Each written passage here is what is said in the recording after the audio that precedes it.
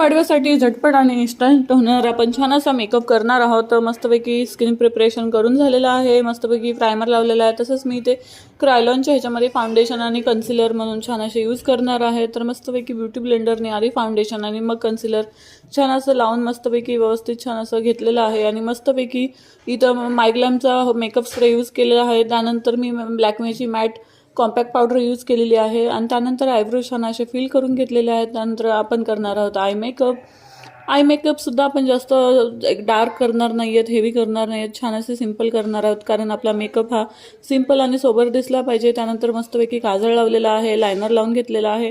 आता मस्त कॉन्टरिंग करून घेत आहे थोडंसं. त्यानंतर छान असं आपण ब्लशसुद्धा लावणार आहोत. तर बघा अशा पद्धतीने छान असं ब्लशसुद्धा आपण लावून घेतलेलं आहे.